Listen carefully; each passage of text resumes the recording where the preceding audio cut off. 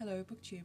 I thought today I would do the mid-year book freak-out tag because it's just past the midway mark, and although I'm not freaking out about the number of books that I have read this year because I'm already on 65 and considering I'm busy, that's pretty good. But I did freak out a bit taking this off my shelves. There's quite a lot of books to go through here. Anyway, let me just get on with it. So the first question says, the best book I have read so far this year. Now I have 4 books for this. The first one is The Shadow of the Wind by Carlos Ruiz Zafron. I don't know how you do that. I sound like I've got a fur ball. Anyway, I love this one. I'd heard such great things about it, which usually means that I am then disappointed afterwards. But this one actually held up to my expectations.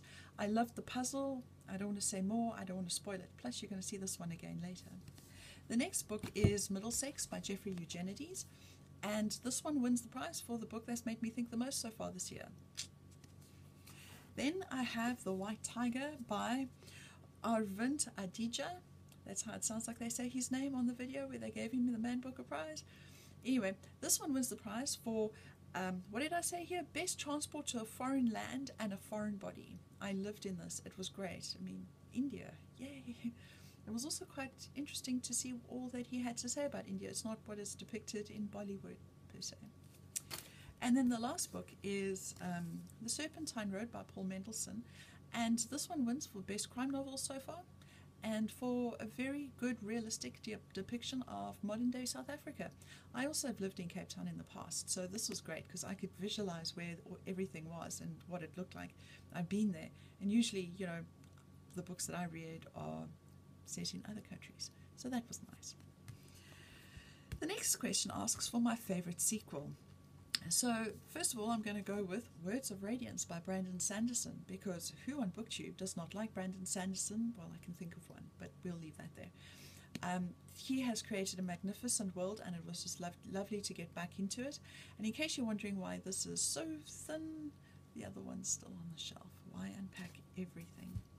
Then I have Something Rotten by Jasper Fforde. This is the 4th book in the Thursday Next series, and these books are for English lit majors. There are inside jokes everywhere. In the past we've had Miss Havisham and Toad from The Wind in the Willows, and in this one we had Hamlet, and his coffee dilemma made this worthwhile. I also enjoyed that the plot continued, although to be totally honest, I read these for the inside jokes. It's fun seeing other literary characters somewhere else. The next one they ask for is a new release that I am yet to read. And it's quite unusual for me to have a new release, but this one wasn't that expensive, and I have ulterior motives as well. So this is Alex Rider, Never Say Die. It's the 11th book in the Alex Rider series by Anthony Horowitz.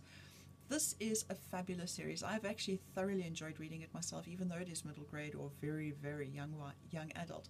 But besides my own enjoyment, I have a few boys back at school who are dying to get their hands on this, and I want to read it first so that if there are any slow parts, I can get them through.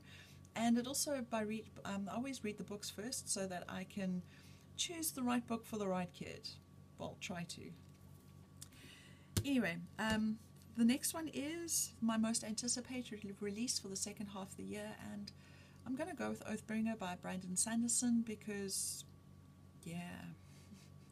But I probably won't be buying it this year because books hot off the press here are ridiculously expensive, and it's not like I'm short of reading material, so I'll probably only get to it next year or the year thereafter. The next question asks for the biggest disappointment. Now, shame, I've already dragged poor Alexander McCall Smith through the mud with Emma in my previous video, so I thought I would mention Judy Blume in The Unlikely Event. And this is probably not Judy Blume's fault, this is my fault, but it's asking for my disappointment, not hers.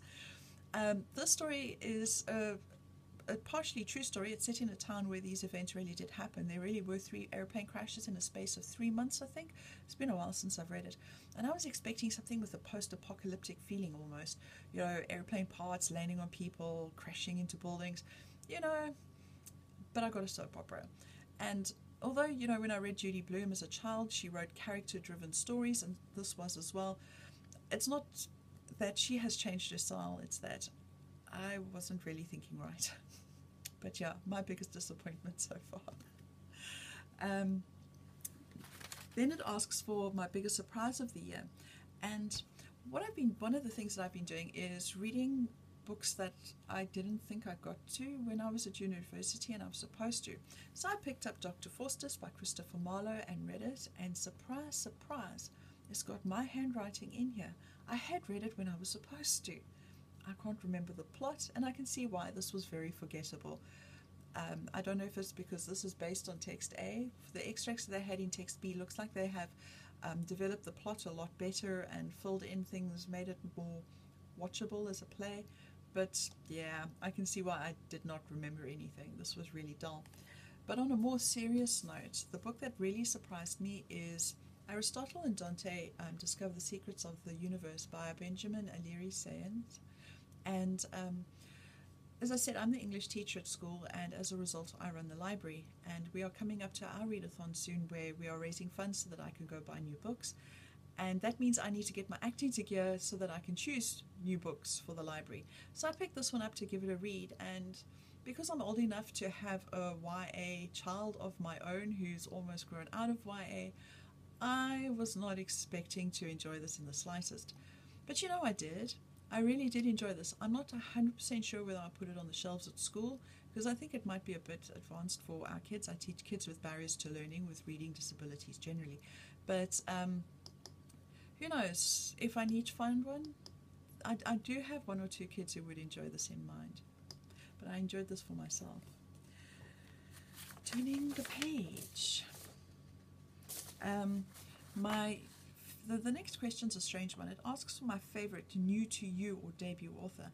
Now, if this is a new to me author, how do I necessarily know that this is a favorite? But I'm going to go with Kate Atkinson for now. I picked up, started early, took my dog, and was really impressed. The writing in this is so much better than crime novels usually are. I really enjoyed this. I also enjoyed the puzzle format, just like with Shadow of the Wind. I think this one was just as unpredictable, really, in where it was going. And this leads me to the next question. It asks for my fictional crush, and I don't have a crush on any fictional person because either they are so super perfect that they're unrealistic, or else they're given the bad boy quality, and I've grown out of that one. But for the sake of answering the question, I'm going to go with Jackson Brodie. He saved the dog. Then it says my new favorite character, and that one is once again in The Shadow of the Wind, and this was Fermin Romero de Torres. I'm not putting a lot of thought into this. I just thoroughly enjoyed him as a character. Every time his character appeared in the pages, I felt myself grinning. I knew he was going to come to light with something fun. I really enjoyed him. Then I have, the next question asks for the book that made me cry. I can't remember when last I cried over a book. I think I was very, very young, school-going age, so that was quite a long time ago. But to answer this question, I'm going to go with The Dog Who Dared to Dream by Sunmin Hwang. She's a Korean author, and yeah, after reading this, I felt obliged to kick her in the kneecaps because shame, this poor dog deserved better. There's a bit of a trend starting. The other book I could probably mention here is The Fortress of Solitude by Jonathan Lethem, because that left me with this glorious leaden feeling, which I think was the plan. Anyway, the next one, the next question asks for the book that made me happy, and I'm going to go with In the Company of Cheerful Ladies to try and make it up to Alexander McCall Smith, because I'm feeling a bit guilty. But these books, you can't go wrong. They're light, they're fun, they're enjoyable. They're meant to make you happy.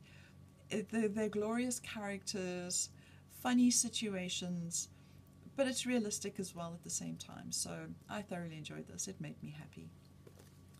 Then it asks for my favorite book to movie adaptation. Folks, it's only July. I haven't had time to watch a movie yet. And besides the fact that, pathetically enough, that's actually honest, I generally don't like watching the movies after I've read the books, because then the characters that I have visualized and the settings that I've visualized now change. My Harry is no longer he no longer looks like my Harry, he looks like Daniel Radcliffe. The same thing with Katniss Everdeen. On the odd occasion, well, when I do find that I've enjoyed the movie first, enjoyed the movie more, it's because I've watched the movie first. Quite strange.